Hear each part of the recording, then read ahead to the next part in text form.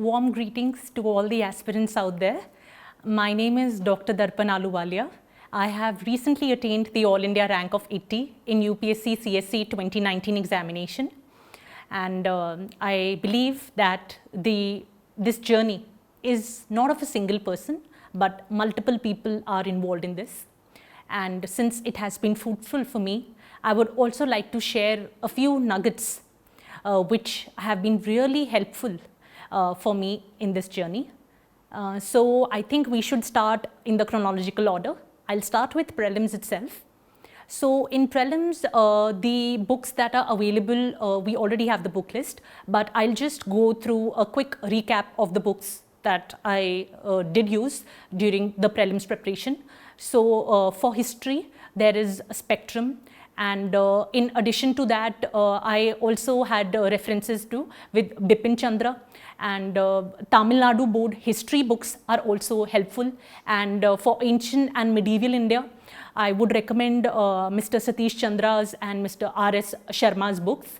And other than that, the reverse engineering of history questions really helps, because being a medical science student, it became monotonous for me to study history for such a long stretch. So I used to take mocks, and I used to do reverse engineering on them. For example, if there was the name of a king, then I used to search for the king and which are the various achievements, any coins, inscriptions related to that particular aspect. So this is for history, medieval, modern and ancient India, all of them. Then we come to the geography aspect. For geography, I would lay the focus on maps. Being very well versed with your atlas, I would say be friends with your atlas. Go through your atlas every day before sleeping for around 10 to 15 minutes, because these days UPSC is asking a lot on maps. Mostly they are easy questions, can be solved by logic, but then you need to really recollect the map during those exam conditions. So that's the thing, read your atlas very well. And other than that, of course, geography NCERTs are the cornerstone of geography preparation, be it prelims or mains. So +1 geography, physical India, physical India and the world geography, it remains very important. Then from the previous class 6 to class 10, the books, they are optional, but yes, I did go through them once during the very initial phase of my preparation. So I think that also somewhere sets a level for you. But then that entirely depends upon how much time you have in this journey. Since I had time, so I did go through the NCERTs of the junior classes also with respect to geography. Then I have also given a reading to G.C. Leong. So that remains the aspect for geography. Then we come to economy. In economy, I studied from Ramesh Singh, and there's this thing that I would like to recommend. Do read the economy section of the newspaper, even if you have not started economy, and then search for those concepts online. Then from there you can make your notes. So after some time, all my economy notes, they were based from the newspaper itself, be it prelims or mains. Generally, we think that the newspaper is good for mains for economy, but I would say that you can do reverse engineering with respect to the prelims from the newspaper as well, and not refer to any book entirely at all.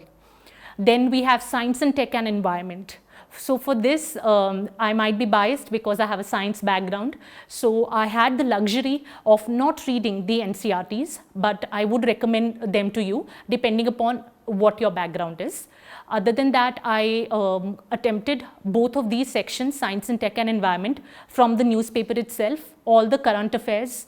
I would recommend that you make your own current affairs in addition to following any current affairs magazine with which you're well versed and with which you are comfortable. So that is for the prelims. And overall, for each and every subject, if I have to point out one thing that I really applied during my prelims preparation, is the use of the reverse engineering, by which I mean the use of the hyperlinks. For example, if I'm reading about Kaziranga, then I'm not just reading about Kaziranga, I'm also reading about mini Kaziranga, that is Povitoda. Then I'm reading about the one-horned rhino concentration, the density, their range, whether they are only found in India or somewhere else. Then what is the Indian rhino vision? what is the latest census of the rhino. So this provides us with lots of confidence and with a holistic overview of the concept that you have just studied.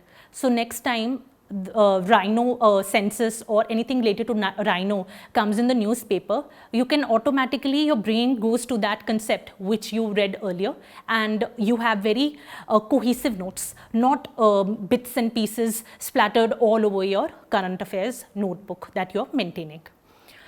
Next, in addition to this, I would also like to recommend for prelims also, in addition to your academic books and the syllabus, you also have to read the other books, which will help you not only for prelims and mains, but also for your essay and PT subsequently.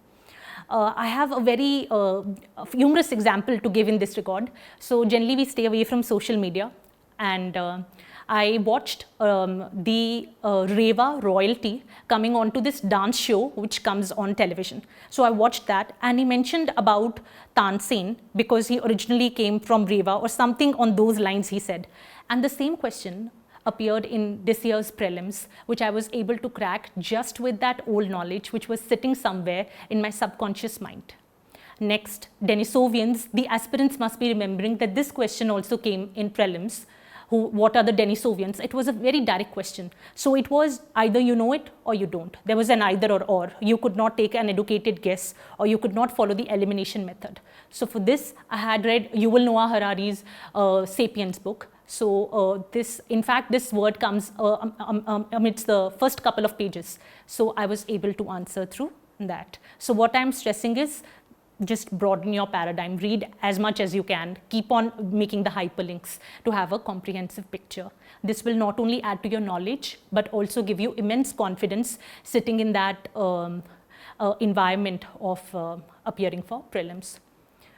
Next, we move on to the next stage, that is mains. So for mains, mostly my material, it remained the same, but I'll just add on the books that I read in addition to my prelims, because I had already made notes for prelims. So ideally, all the notes should be made, like if you are attempting for next year, make sure that you have made all the notes by this December, and you're just adding bits and pieces from the other books that you might read later.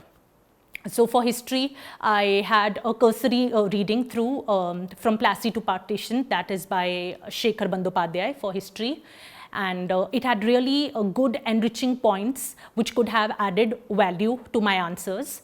And also for history, art and culture, I would say great focus should be laid on the making of diagrams. So in art and culture, questions especially, the answer does not seem very engaging if you're not drawing a diagram. And that diagram is, you don't need to be a very great artist to draw it, just a diagram which shows that yes, you have the knowledge, and the examiner can read the diagram and get the gist of the important points that you've written in the answer. For example, if we talk about the Gandhara art, you know what are the various points, and you can make the picture and then just jot down the points over there. This will especially help you because some students are unable to complete the 20 questions on time. So diagrams really help you with respect to that. My idea was that if I'm writing 20 questions, in 50% of the questions, I used to draw diagrams and original diagrams, not the ones which are available everywhere, because that will add less value. So use your knowledge and try to draw a good diagram with respect to that. And art and culture, I forgot to mention it before. So I followed the usual book list, that is Nitin Singhania and the NCERT book on fine arts. And then we come to, so this was for GS1. And in the same book list remains, that is G.C. Leong, and then the previous year questions of geography. And society is also a very vital aspect of GS1. So in this, I focused on what is happening around me on the current affairs. And for example, if there is some important bill related to a certain vulnerable section, so you need to have very ready data on your tips. The census 2011 data, what is the status of that? And in this, I would say that this helped me especially with the beginning and the conclusion, because there is very less time. So even if you're beginning, you begin on a good note, then you get immense confidence to complete the next of the answer in a very good fashion. So this is for society.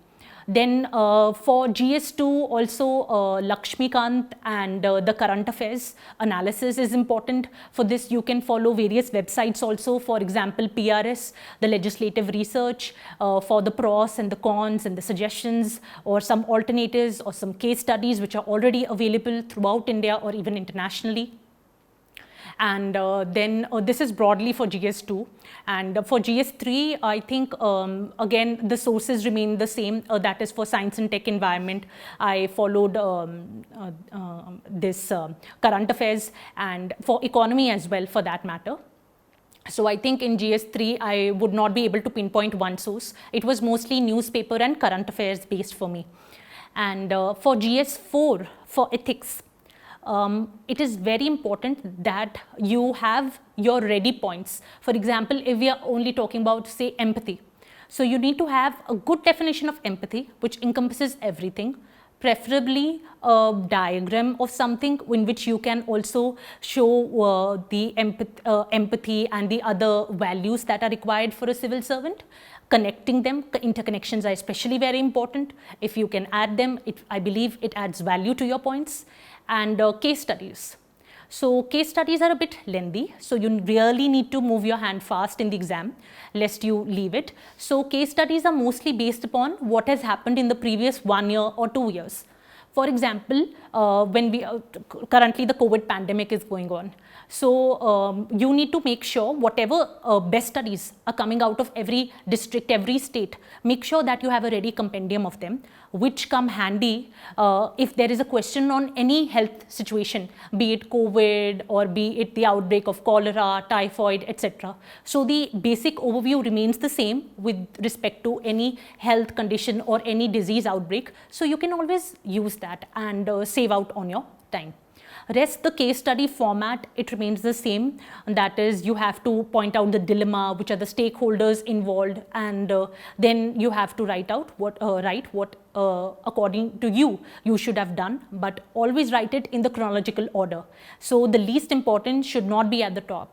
So the least important should be below where it belongs to. So take care of the chronology as well, and do not write whatever comes to your mind. Take a good moment's pause, make out a mental chronology, and then write over it. Next, we come to a very important segment of mains, namely essay. So in essay, I would recommend you to keep very simple, lucid language, but you have to spice up your essay with multiple examples and anecdotes. By multiple, I mean, do not think that if you have one example, then you will just harp over it and write the whole essay based on that example, because that is actually not adding value to our essay. So have multiple examples, brief explanations, interconnect them, do not leave any open gaps at the beginning or at the end. Whenever you're making paras, then the subsequent para, it should have the connection with the preceding para. So what I used to do was that I used to write something on the lines, not only this, but or not only in this domain, but also this domain. So you have to create your own interconnecting line, and always write your essay in paras. According to me, that gives a very good visual appeal also to the examiner. It breaks down the monotony, but only have the relevant sentences in one paragraph. In addition to that, of course, we have to start our essay with the very good note on, you can write an incident, example, need not be real, you can also make it up, it could be a story, but if you do not have that, then don't worry, in the real-time conditions, you can always begin it with explaining the topic which has been given to you. And in the end, you always have to end it with a very optimistic solution, giving alternatives, suggestions, or if you have other models that you can explain, which can be used in that particular context. And what I used to do was, after the optimistic end, I used to always end it with a quotation. Now, many of aspirants have this thing that they will not be able to reproduce the quotations in the real-time condition. So for this, I would recommend you to learn, memorize about 20 quotations which are very generic in nature. So they can be used in, say, an essay of education as well as health. By this I mean you learn something which is related to youth. So you can fix it up there. So this requires some intelligent making of the collection of these quotations. So this is it for essay. Good luck.